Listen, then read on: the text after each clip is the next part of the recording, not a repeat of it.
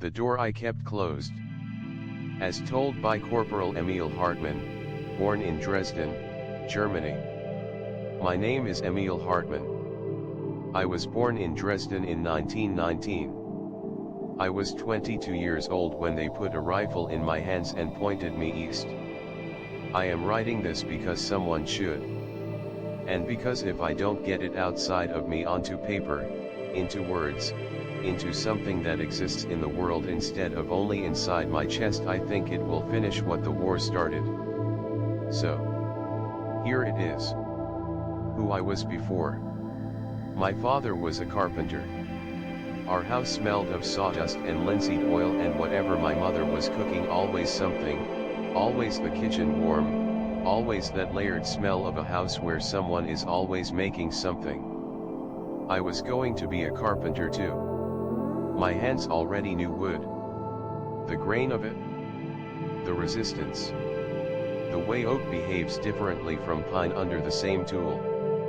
My father said I had good hands for it. I think about that. What hands are good for?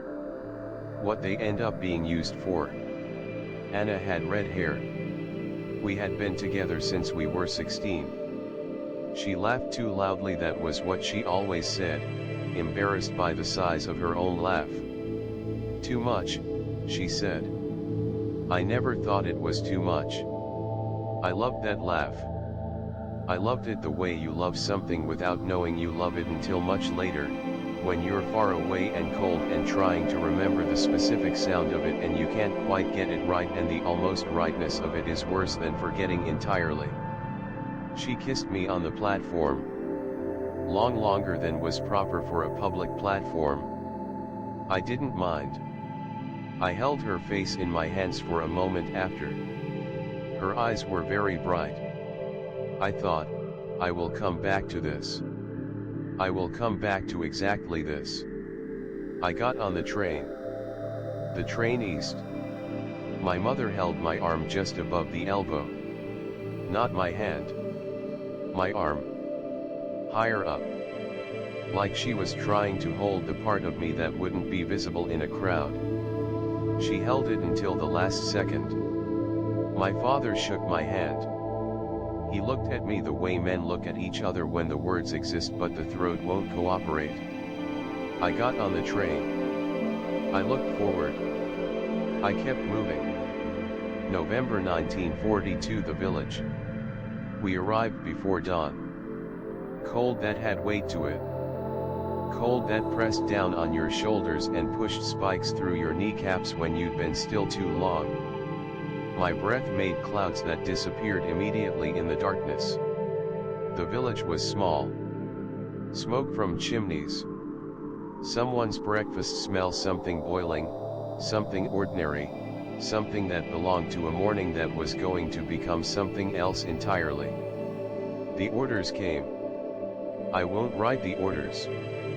But I will write what came after. The house. Kessler and I moved together through the village. Every house. Every door. Systematic. Efficient. Kessler was older than me by maybe 10 years. He moved through these situations the way water moves through a pipe, finding the path of least resistance, feeling nothing about the direction. I had learned not to watch him too directly. Not because it was difficult to look at. Because it was too easy. Because watching him made me afraid of how easy it could become. We came to the house at the edge of the village. Small. Stone and wood. A dead winter garden on one side, the stalks of whatever had grown there still standing in frozen rows, going nowhere. Kessler kicked the door. It opened. One room. A table. Two chairs. A bed pushed against the far wall. A stove in the corner. And on the stove soup. Steam rising. I stood in the doorway and looked at that steam. Kessler's eyes swept the room. 3 seconds. No more. Clear, he said. He turned toward the door. And I stood still. Because the soup was warm. Not the warmth of something left hours ago. The warmth of something tended to minutes ago. Someone had been in this room recently. Someone had stirred that pot or fed that fire or done something that required presence, required hands, required a living person standing exactly where I was standing. Where were they? Kessler was at the door. Hartman. One moment, I said. He looked at me. I didn't look back. I walked to the center of the room. And I listened. What I heard. Breathing. Not one person. More than one. Close together, as if compressed into the smallest possible space, trying to become one breath instead of several. Coming from beneath the floor. I looked down. A rug. Pulled nearly back into place. Nearly. One corner. Raised perhaps 2 centimeters. Maybe less. My heart was going very hard. I could feel it in my ears. In my fingertips. In the base of my throat. I looked at that corner for what felt like a long time and was probably 4 seconds. Kessler was still at the door. I could feel him there without turning. Could feel the quality of his attention shifting toward me. Sharpening. Hartman. What are you doing? Not a question. An observation. A warning. Checking the stove, I said. My voice came out level. I don't know how. I walked to the stove. I looked at the soup. I picked up the spoon beside it and stirred once. My hand was shaking. I put the spoon down carefully so it wouldn't make a sound against the pot. I turned around. Clear, I said. The word came out of my mouth and landed in the room and I felt it in my chest like something tearing. Clear. I had just put everything, their lives, my life, everything into that one word. Into the steadiness of my voice when I said it. Into the performance of a man who had checked and found nothing. Kessler looked at me for 1 second longer than was comfortable. Then he nodded. And walked out. I followed. I pulled the door behind me. And as I pulled it I heard from beneath the floor, from beneath the rug with the slightly raised corner, the sound of a child. Not crying. The sound of a child who needed desperately to cry and was not crying, the sound of a child pressing their face into something, a parent's coat, a parent's shoulder, and swallowing a sound that the body was producing without permission. I closed the door. I stood outside it for one breath. One breath. Then I walked away. The square. They had gathered everyone in the square by the time we returned. I will not count them. I counted them that day, standing in that square, and the number has lived in me since, like a stone in water, always there, always heavy, always at the bottom of everything. So I will only say, enough. Too many. They stood close together. Some of them understood what was happening. The understanding was visible. It arrived in faces like weather arriving, like the moment a sky changes from gray to something darker and more decided. An old woman in the front held a rosary. Her lips were moving. Her eyes were open and looking at something none of the rest of us could see. Children pressed against whoever was nearest. And then I saw him. A man. Middle of the group. 40, maybe 45. Broad through the shoulders. Working hands, like my father's hands. He was looking toward the edge of the village. Toward a specific house. He looked once. For a long time. And then he looked away. And he stood very straight. And he did not look again. He knew where his family was. And he was standing in that square instead of running, because running would have drawn attention. Would have sent people looking. Would have led them to the house at the edge and the rug with the slightly raised corner. He was standing there as a distraction. He was dying as a distraction. He caught my eye. 1 second. He looked at me. And I looked at him. And something moved between us, not a word, not a gesture, something below both of those things. Something that passed through the air between two human beings when both of them know the same thing and cannot speak it. He looked at my face. And I think he saw it there.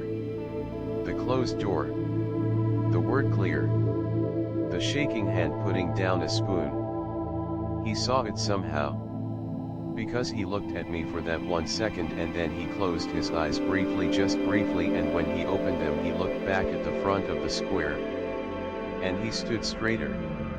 I turned away. I walked to the edge of the square. I faced the wall of a building. The stone was cold against my forehead when I leaned against it. I pressed my hands flat against it. The stone was rough. Real. I pressed my palms against it and felt the specific texture of it, each irregularity, each cold indentation, because I needed something real to hold onto. Then the sounds began. I won't write the sounds. But I will tell you what my body did. My legs went first. Not collapsing, a loosening. The knees softening, the weight shifting, the body's instinct to get lower, to get smaller, to get closer to the ground. I pressed harder against the wall. My stomach turned completely over. Once. Thoroughly. I swallowed and kept swallowing. My hands were shaking so badly against the stone that I could feel the vibration moving up my arms. I pressed my forehead harder against the wall. I thought about the soup on the stove. I thought about the steam rising from it. I thought about Anna's laugh. Too loud, she always said. Too much. I thought about her saying it, and I held that thought and I gripped it like I was gripping the stone with everything, with all of it, because it was the only thing between me and something I could not let myself fully hear. And then, from somewhere, from across the distance, through the walls, through everything between us, the child who had been trying not to cry, was no longer trying. I heard it for only a second. Maybe less. Maybe I imagined it. Maybe after all these years I've constructed it from the fear of it. But I don't think so. I think I heard it. And then it stopped. Someone had covered the child's mouth. Or held them closer. Or done whatever parents do when they need their child to be silent, and the reason for the silence is something no parent should ever have to explain to a child. The square went quiet. My legs gave slightly. I caught myself against the wall. I stayed there for a long time. After, I walked back through the village when it was over. I walked past the house at the edge. I didn't stop. I didn't look at the door. I didn't look at the garden with its dead winter stalks. I kept walking. Because stopping was communication. And communication was risk. And they were still under the floor. And as long as they were under the floor, the only thing I could do for them was keep walking and not look and not stop and not give anything away with my face or my body or the direction of my eyes. So I kept walking. I have been walking ever since. What I carried home. I came home in 1944. Dresden. My mother's house. The sawdust smell. Anna was there.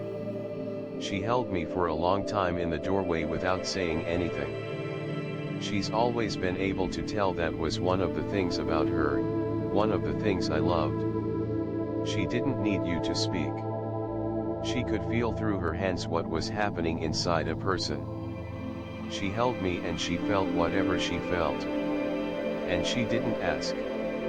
I sat at the dinner table that first night and watched my mother move around the kitchen, the same movements, the same patterns, the same particular way she lifted a pot with 2 hands even when it wasn't heavy, and I thought about a stove in a small room and soup with steam rising from it. I thought about a man standing straight in a square, not looking toward the house. Standing straight. I couldn't eat. I said I was tired from traveling. It wasn't a lie. I have been tired from traveling since November 1942. Anna one night. 6 months after I came home. We were lying in the dark and she thought I was asleep. She wasn't crying. Anna didn't cry easily, but I could feel something in the quality of her stillness, a specific, effortful stillness, the stillness of someone managing something. I turned toward her. "I'm awake," I said. She was quiet for a moment. "I don't know who you are now," she said. Not cruel. Not angry. Just true. Said the way she always said true things, directly, because she didn't know how to say them any other way. "I know," I said. "Are you going to tell me?" I looked at the ceiling. "A long time. There was a house," I said. "At the edge of a village." I stopped. She waited. "I kept a door closed," I said. She didn't speak. "That's all I can say," I said. "That's all there is that I can say." She reached over in the dark and found my hand. She held it. Not saying anything. Not asking anything. Just holding it. I thought about the child under the floor. I thought about a man standing straight. I thought about a door that I pulled closed and walked away from and have never been able to go back and check. I held Anna's hand in the dark. And I tried to believe that it had been enough. Dresden, 1963. I am at my father's workbench. Both of them gone now. My mother first, then him. The house is mine. The workbench is mine. The tools with his hand-worn handles, shaped by years of the same grip, are mine. I make furniture. Tables, chairs, cabinets. Things that hold other things. Things that last. My hands still know what they never forgot, whatever else they forgot or couldn't forget. My grandchildren are in the next room. 2 of them. A boy and a girl. The girl is 7. She laughs too loudly. I love it. I love it the way I loved Anna's laugh. Too much, never too much. She ran in a few minutes ago to show me something, a drawing she'd made, a house with a sun above it, the sun with too many rays, the way children draw suns. A house. I held the drawing and looked at it. She watched my face. "Do you like it, Opa?" "I love it," I said. She ran back out. I put the drawing on the workbench. I look at it now. A house with a sun above it.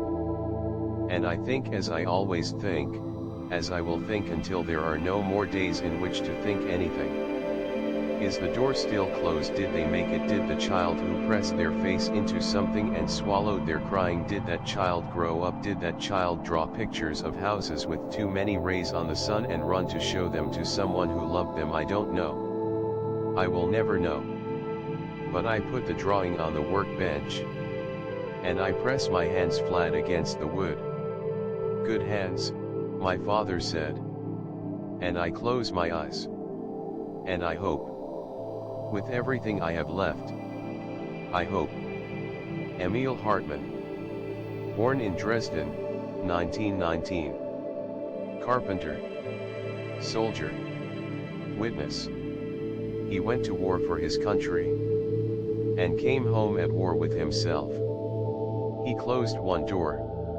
In a world that was opening every other door it could find. He closed one door. And spent the rest of his life not knowing what was on the other side of it. That not knowing was the heaviest thing he ever carried. Heavier than guilt. Heavier than grief.